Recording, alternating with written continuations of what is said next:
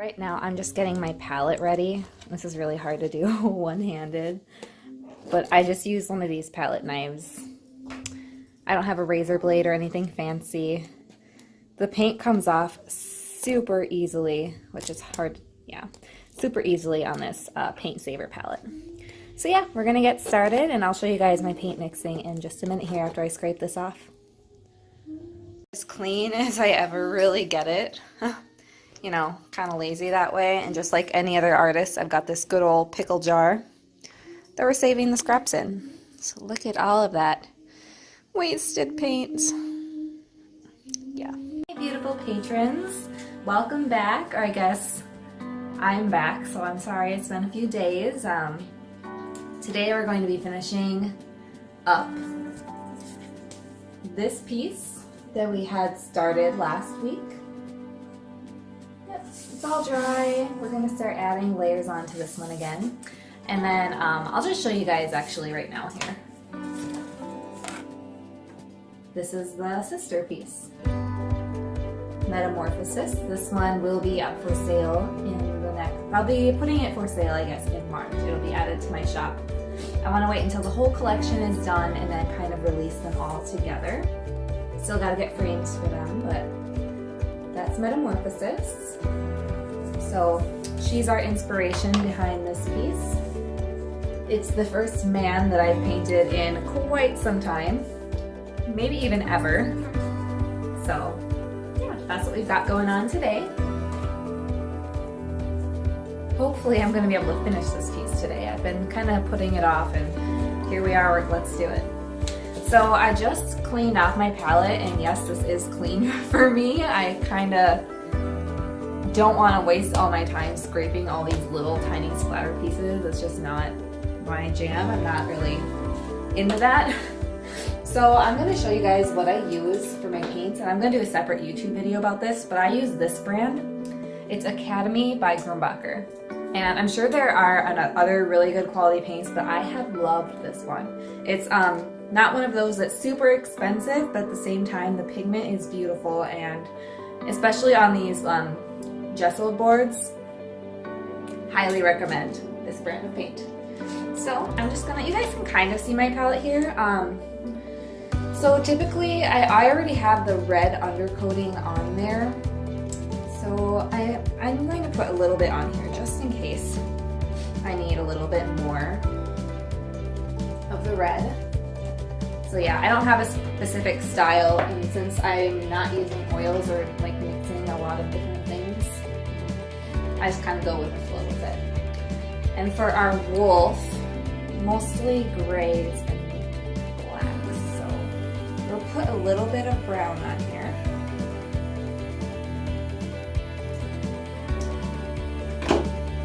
Burnt umber, I should say. Sorry guys. For the skin tone, I really like using this unbleached titanium white. It'll focus. I really like using this. It's kind of sad because I'm running pretty low on it. Cap is on pretty tightly.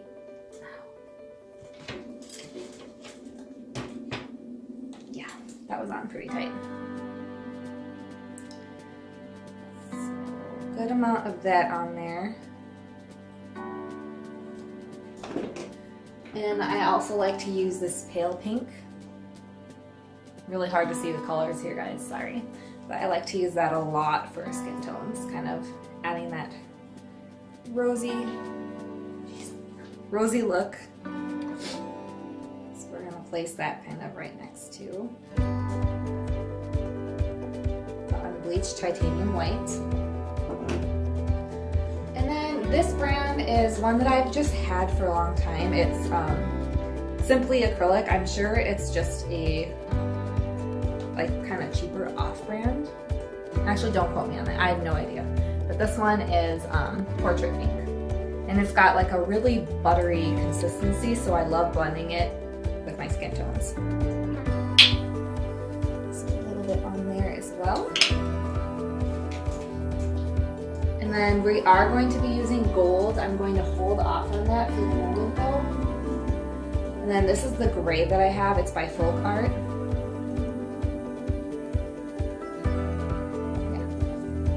really see the name on there. It's just a gray color. So we're gonna put that on there too. Using that a lot for the wolf fur. And then a little bit of another folk art again for the wolf's eye. And that was way more than I needed. So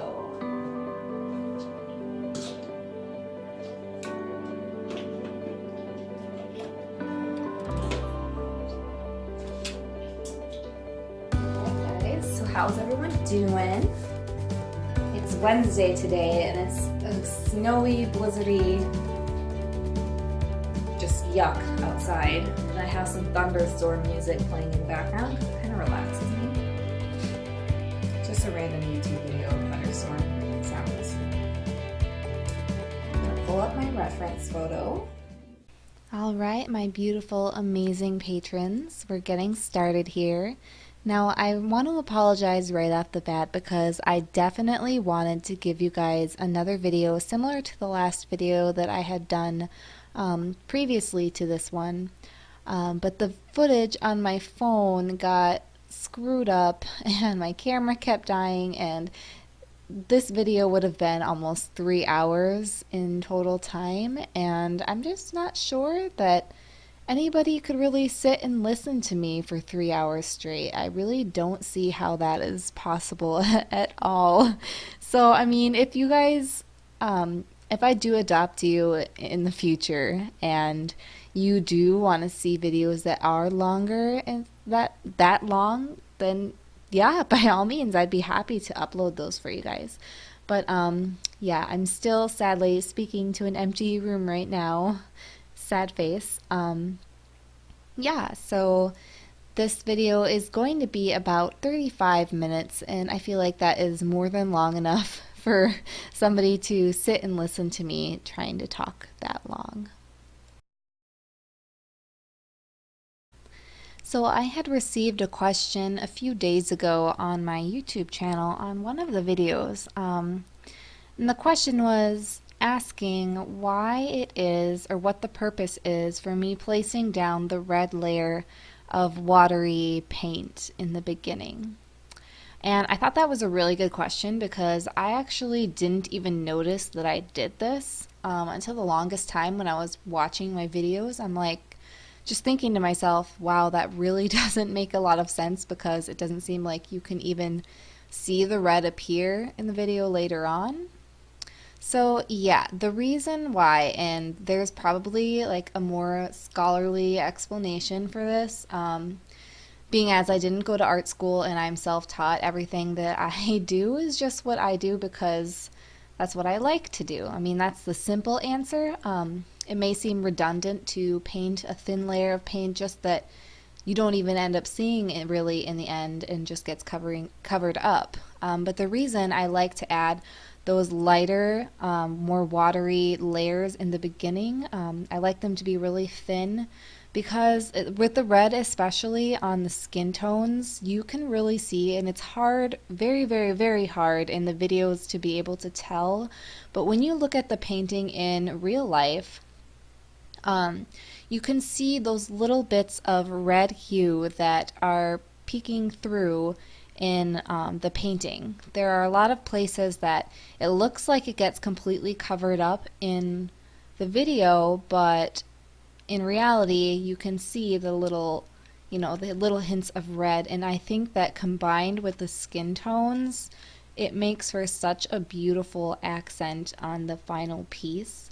And I also do this as sort of a way to map out my paintings before I go straight in with my darker colors. Just in case there's something I want to change, the red can be covered up very easily. And yeah, so I don't know if there's a better explanation for that, but that's kind of how I do it and why I do it. So you can see that with a lot of my earlier layers, such as the grays that I'll add in the beginning. Even on the face, sometimes the first layers are never how it's going to look in the end. You're just building up paint and adding on, and yeah, so I don't know. I felt like that was a really good question that person had asked. Jonathan, my husband, has also mentioned this several different times before. He will often say while he's watching my videos that are on YouTube, he'll just remark that it doesn't look anything like the final piece doesn't look anything like how I started off, and he gets really confused as to why am I doing it this way, and like he has no idea. Yeah, so maybe it is partially me maybe going backwards a couple steps, but I like to build on the darker colors gradually because they can be hard to cover up if you make a mistake, at least with acrylic paint. Yeah, so that was a really good question, and I'm really happy that she asked that because I'm sure a lot of people were thinking the same thing. So in other news, I really just want to note that I really hate the way that I film the painting portions. Like, I don't know, some artists can get it down so perfectly with their camera placement. For me, I feel like it's either going to end up too crooked, it's going to be, like too much of my face or my head is poking through. But I've tried facing the camera on the other side of me, which is obviously a bad idea because I'm right-handed and you can't ever see what I'm doing. I don't know, maybe if I had placed this painting more towards the left where Metamorphosis, the other painting, is sitting, I could have zoomed in and you guys could have seen more details than this. I apologize for that. The editing or the actual camera filming is something that I'm trying to get used to. So, yeah. Right now on our piece, just adding a bunch of different layers for the skin. And looking at this through the footage, it's a little harder to tell exactly what my intentions are.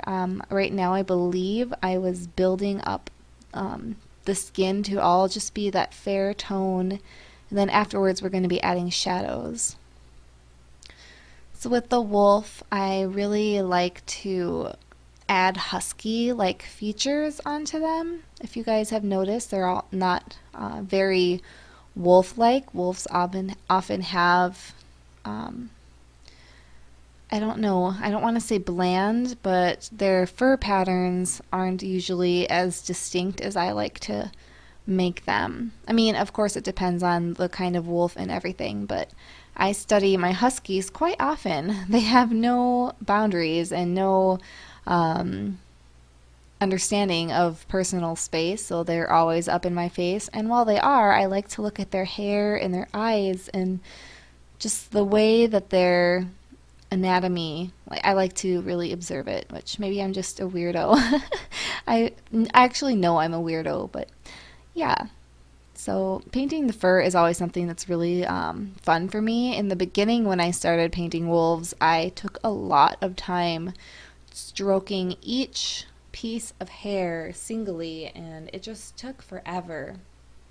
And I've said before that I really enjoy artwork that has that abstract kind of feel to it. While I adore realism and people that can paint photorealistically, I also really like keeping these abstract hints to my pieces just because I don't feel as pressured. It's honestly not as painful as I'm painting.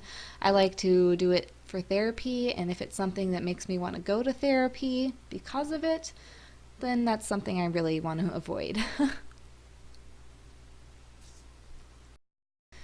So now that we've got the painting to a point where we've got the undercoatings established, I went over with that light peachy color to kind of provide like a clean slate to put the next layers on. So you can see that obviously all of the paint that was underneath it isn't going to be completely covered up, and that's kind of the point behind the red and building on the really thin layers.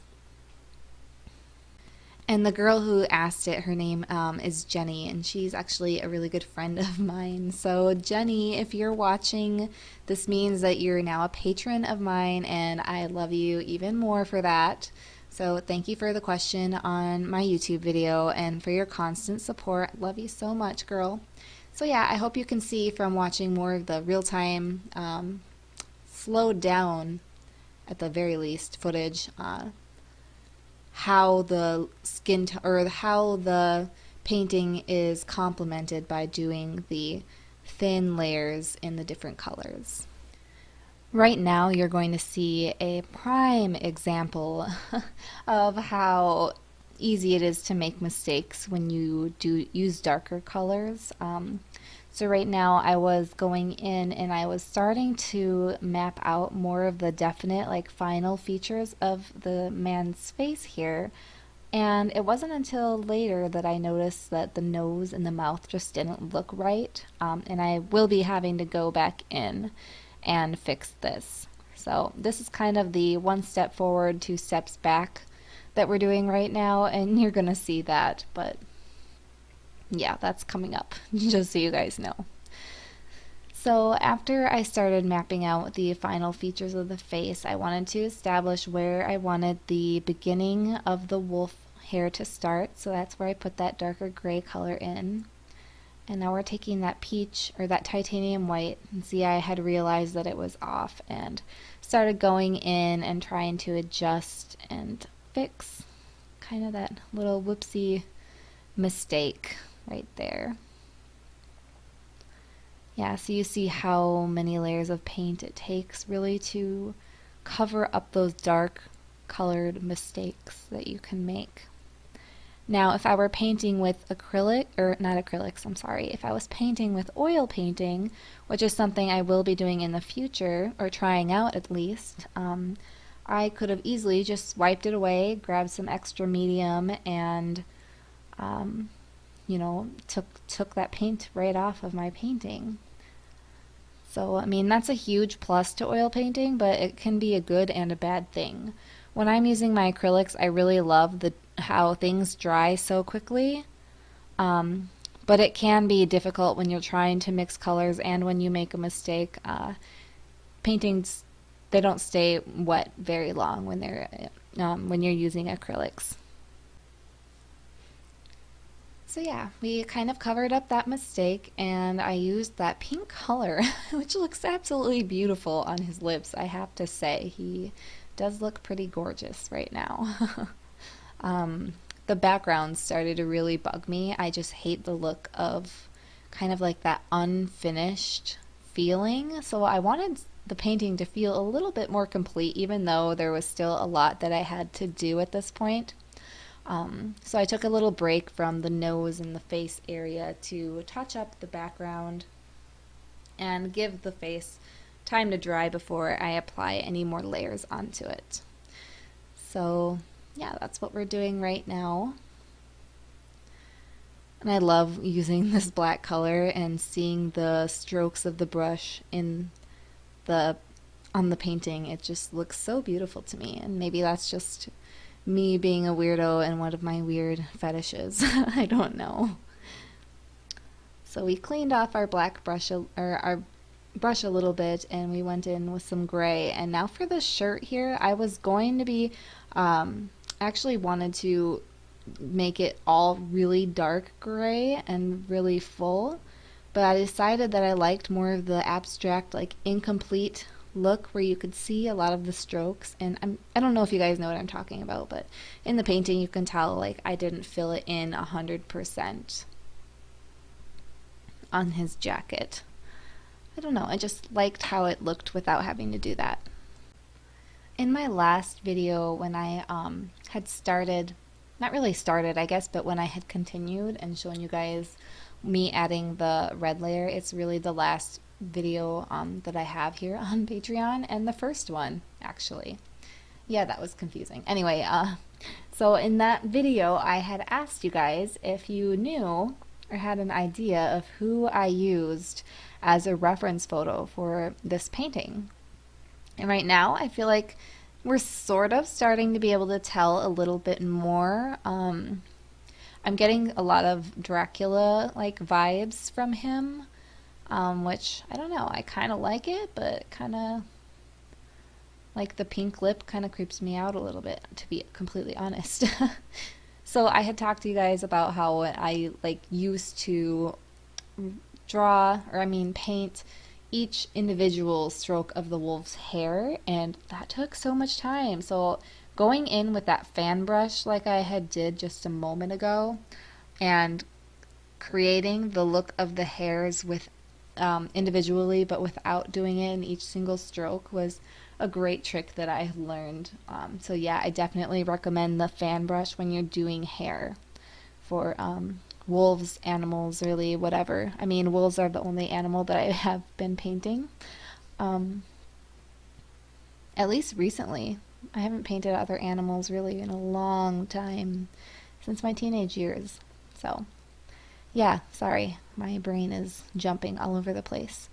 Yeah, but now we're adding the sideburns to our lovely Dracula here, which the inspiration was not Dracula, by the way. I just kind of got those vibes when I was doing his hair that way. Yeah, so we're starting to look a little bit more complete, and I'm not sure what I was talking about to my phone right there, so I'm sorry for the pause here. Yeah, don't know what's going on there. Which I'm glad that you guys aren't seeing the footage that was live on my phone because it was so bad.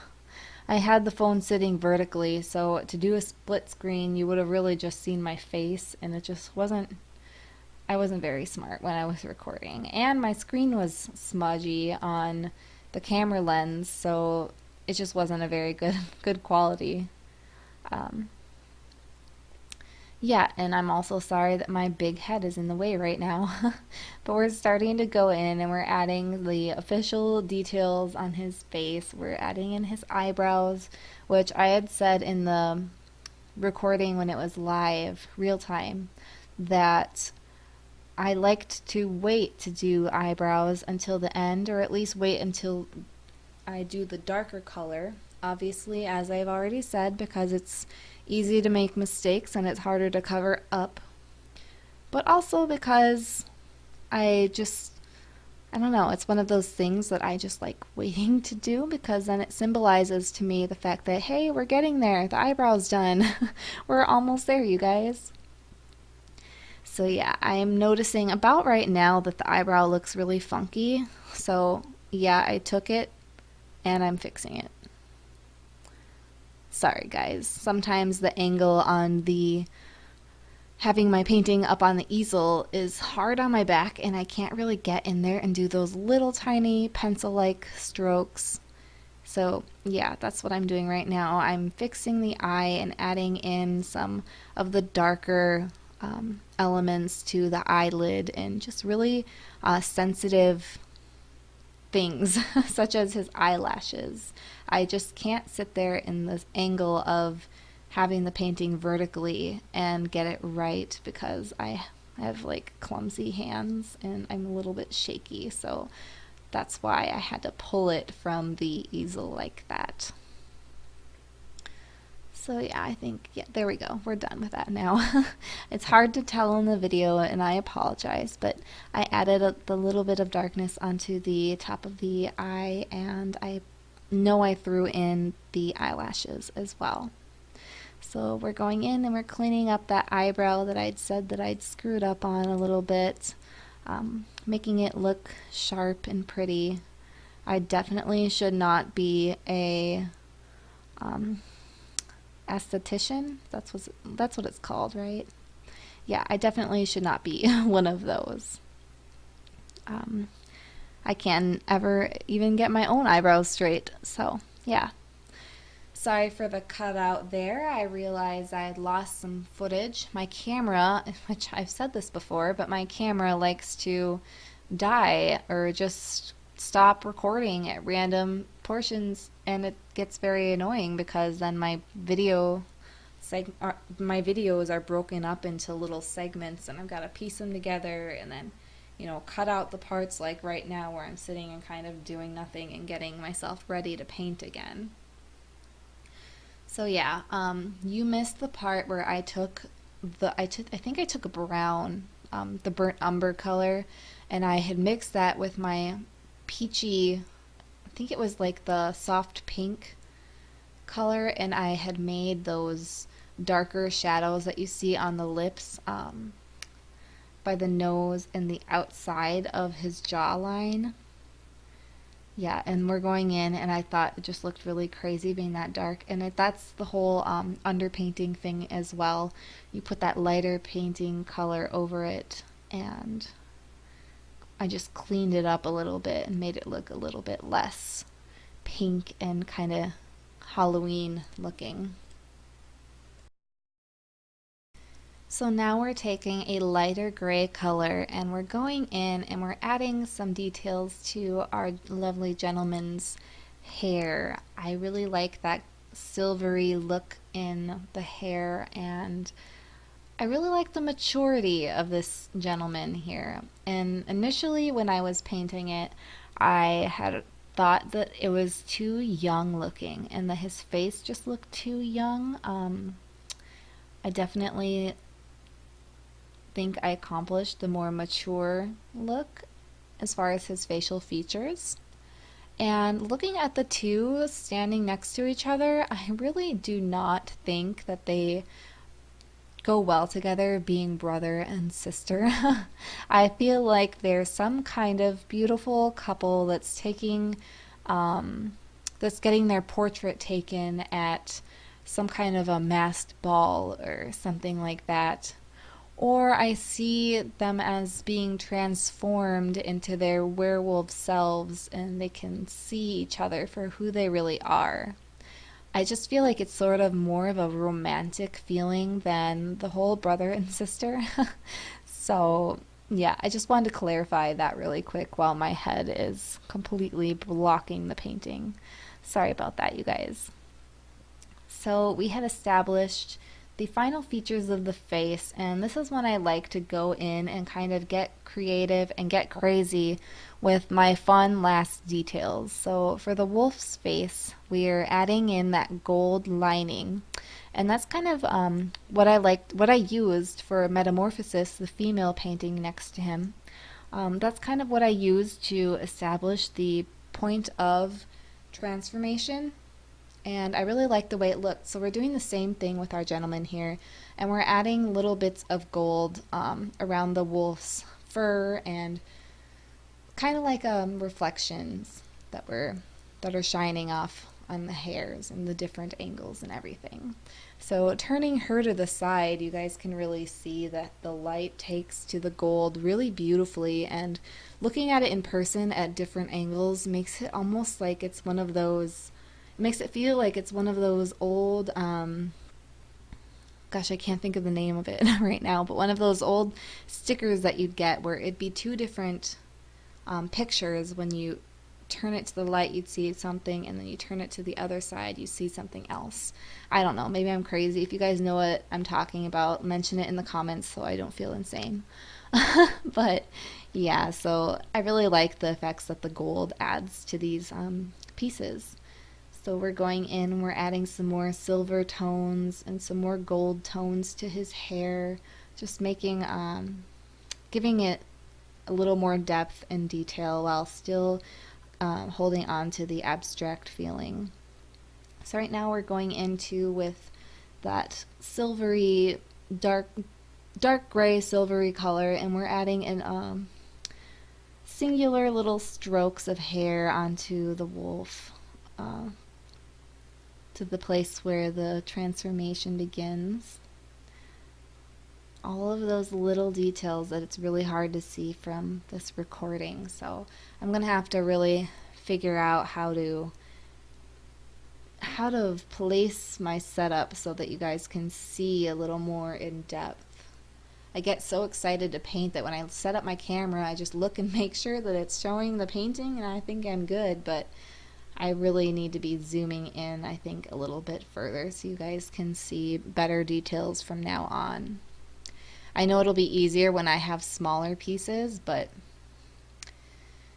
yeah, I'm not sure how to approach that. I'm sure I could get a tripod that clips onto my easel somehow. I know those exist, I just have never known what the best way to go about all of the filming, you know, what the best way would be for me. So we are actually pretty darn close to finishing this up. The gold takes me a little bit longer because I want to make sure I'm, not going overboard. In my last painting, I had gone completely crazy with the gold, and then I had to go in with black again and go over it and cover it up. And I was talking to a friend of mine on Instagram. Actually, she's another artist. We've never met in person, but she lives in Scotland, and we had talked about how we both love using gold, but you gotta find the right recipe for it. So, yeah. Shout out to her if she's watching right now. Her Instagram handle is Artimia, Artimea. I don't know if I pronounced that right, but yeah, she's super sweet, and I love her paintings. She's an oil painter, and yeah, she does super surreal and beautiful work. So, yeah, sorry guys, that was me going on a tangent. So we're just going in, and I think I can't really even tell what I'm doing. I'm just adjusting. At this point, I had stopped recording on my phone and stopped talking, and I was just being me and doing what I wanted to do, and it was the feeling like I wasn't being watched, which can be a really beautiful thing when we're creating art. Sometimes I can get really weird, and I really just enjoy being myself and not having to worry about what other people may think of me. So, yeah, I was just playing some music and relaxing at this point. We are almost done. Which is interesting because I thought that I would have a really difficult time talking to you guys for a full 30 minutes even, and yeah, I have underestimated, we'll just say I've underestimated the amount of time that I can sit and babble and babble and babble on and on and on. I guess I've gotten pretty good at rambling and switching and jumping from topic to topic. So if you guys are still there and still watching this, I just really, really appreciate you. Yeah, I don't know what else to say as far as that goes, but I really am enjoying the way that this painting has turned out, watching the footage over. I think it's really fun to see a painting go from being just a blank canvas or a blank surface and seeing how it transforms and ends up in the end is just so cool to me. So I'm hoping that you guys out there watching this right now really got to feel that too, and I'm hoping that I accomplished this when it comes to my painting here.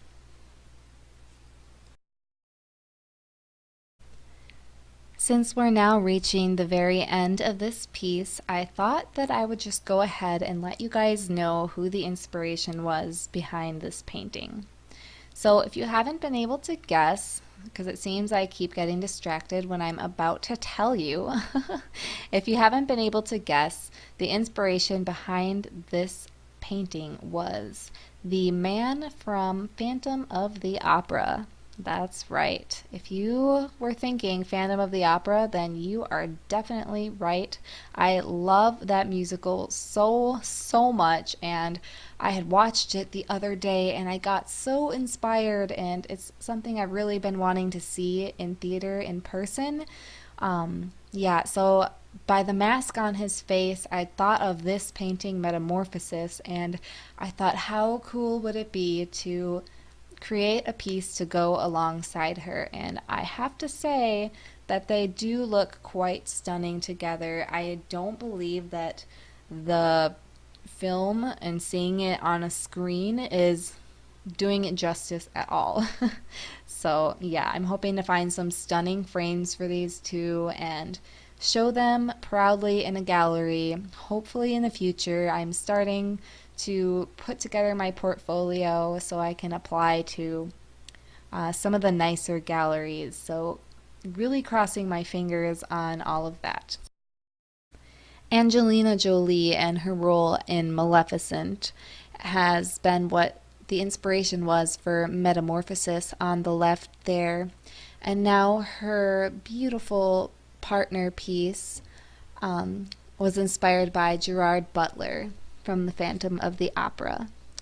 So yeah, we are all done here, folks. I truly hope that you enjoyed today's video and this special behind the scenes footage that was created only for you here on Patreon. I really appreciate your support, you guys, and the fact that you're here watching this, supporting me and my art journey. I can't even, without trying to get emotional, I can't even tell you how grateful I am to have you here and to have your support, especially when it comes to financially. It's really not easy pursuing a career as an artist, especially getting started off. So I really just want to thank you from the very, very bottom of my heart. And I hope to I will be bringing you guys more content like this once I start reaching some of my goals that I've set here on Patreon.